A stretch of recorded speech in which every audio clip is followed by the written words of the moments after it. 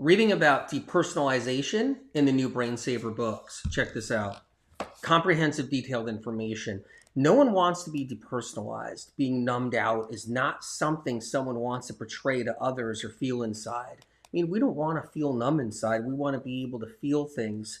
People with depersonalization often don't feel as though they've experienced what they've just experienced. Did you ever know someone that's gone through that? Have you ever felt that yourself where you had an experience, but did you feel that experience? Like it was a good experience, but you're just too numb to feel that experience.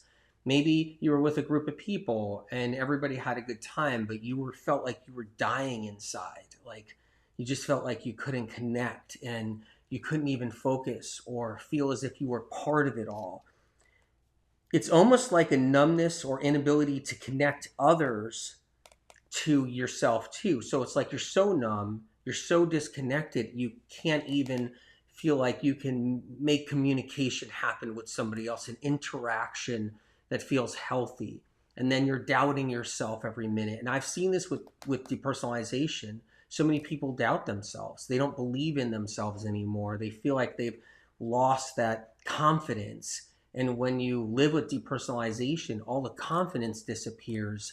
And then you feel like you're not confident about anything, even decisions you're making.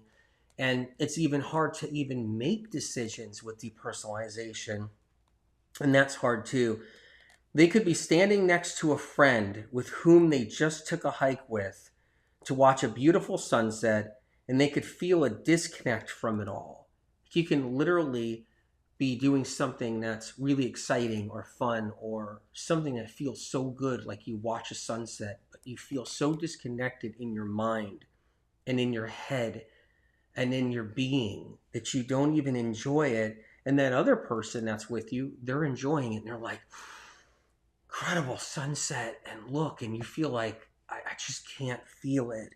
And that happens to so many people. It makes it so hard. It can be experienced as a disconnect from oneself, a spiritual disconnect too. And then with depersonalization, you feel like you're not spiritually connected and you can't make that spiritual connection. And you see others doing it. You see other people in yoga class and they're just like, seem like they're like really spiritually connecting. And you're like, well, am I connecting too? They're seeing life from a perspective as if they themselves weren't there. And that's another thing with depersonalization. It feels like you're a different perspective, like you're not even there. It's like you don't exist. And that's something that happens too. You guys, I'm reading Depersonalization in the Brain Saver books, really detailed, comprehensive information here. If you've experienced depersonalization, you may have been told you need to find yourself. I think it's really insulting when someone's actually really struggling with depersonalization. I think it's insulting to tell them you need to find yourself. That's what it really is. Like, just go find yourself. It's more than that. It's more than that. One person's depersonalization could be much different from someone else's. And that's a whole nother topic there. Everybody's depersonalization could be different and is different. It's a large gray area bordering the threshold of depression and anxiety. How many people do you guys maybe know in your life that had depersonalization or suffering with it now that also have like the anxiety and the depression along with this depersonalization? The classic variety of depersonalization is the inability to feel emotionally. That's the classic variety. You're completely numb. Nothing excites you. Nothing gets you upset. Nothing matters. Nothing interests you. And you feel like you're not inside your body and you don't exist. A lot of people feel this way. This is the classic depersonalization. So many people have this. Even within this classic variety of depersonalization, there can be plenty of variables. What I'm saying is there's no one size fits all for all these symptoms and conditions. Just like in depersonalization, there's no one size fits all. Like your depersonalization is exactly like yours and your depersonalization. No, they're all different. There's variables. Even with the classic of like, I feel numb and I don't feel like I exist, it's still different than someone else who feels numb and feels like they don't exist. The reason for so much variability in the experience of depersonalization is the range of causes. There's real causes, you guys. Detailed information. Become an expert because you can. You can become an expert. You can read the details. You can learn that depersonalization is a physical problem. Physical. There's things to actually fix. And that's what's important to know. So these causes range from emotional injury, which can create a physical injury inside our brain. Emotional injury, to toxic heavy metals, to adrenal burnout, when we get our adrenals in such a problem because we're up against so much stress, emotional abuse, problems, betrayal, broken trust, and our adrenals are just stepping it up, and we're shaking sometimes, where you feel like someone just got you so upset, they triggered you so bad. Someone triggered you so bad, you're actually shaking, and you feel it like you're shaking. You just want to run and scream. So these causes can range from all these things I'm talking about. Each cause can vary too. For example, when it comes to toxic heavy metals, there are differences from person to person in what type of metal or metals are in the brain. You can have a different form of toxic heavy metal in the brain, creating a different variety of depersonalization. So you can have some different metals sprinkled about your brain that are actually creating your own subset, your own unique variety of depersonalization inside your body, inside your brain. The metals reside inside the brain, how close they are to the emotional centers of the brain. Here's something people don't know about. Like, all the medical medium information has always been unique. Okay, it's always been published first. It's always unique, original. And here's how it works with depersonalization.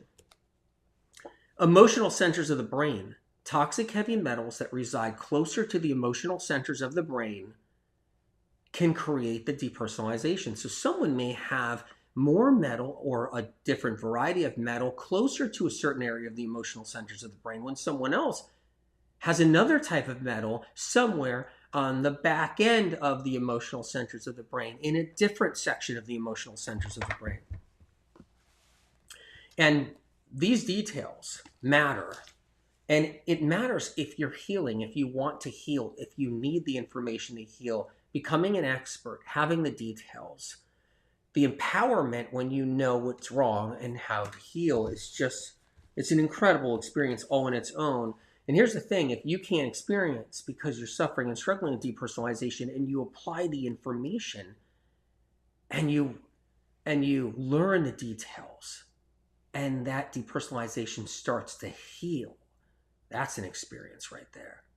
That's when the numbness lifts up and the depersonalization starts to lift up like a cloud, and all of a sudden you start to experience your own healing process while you like everything's being fixed with depersonalization. And many people have healed depersonalization with medical medium information. It's one of the symptoms and conditions so many people have. But this is so detailed, so comprehensive. It's really worth looking at. Is brain fog present? Do you have brain fog with your depersonalization? Or is brain fog not present? Makes a difference. That's another variable. And that's what it's about. Medical medium books, you look at the Brain Saver books, it's not one size fits all. It's the opposite. It's knowing that all these different variables can happen to someone and happen inside their brain and body. A low-grade viral infection such as Epstein-Barr, which everybody has. We've got to remember, everybody's got the EBVs in their livers, they got the EBVs in their body, they got the EBVs in their system. A low-grade viral infection such as Epstein-Barr can worsen brain fog, adding to the depersonalization. So you can have a low-grade viral infection causing a symptom like brain fog and a mild fatigue, coupled with a variety of toxic heavy metals sitting closer to the emotional centers of the brain. And that's where the confusion lies. That's why it's critical to know the information, so you don't get tricked or fooled or duped, so you don't get owned by the system. You get freed because you become the expert, and you say, oh my God, how come research and science doesn't know this? Doesn't know that you can have multiple things happening. Low-grade viral infection from EBV plus toxic heavy metals by the emotional centers of the brain, and the different variables all included. Depersonalization can also happen without emotional injury, without emotional trauma.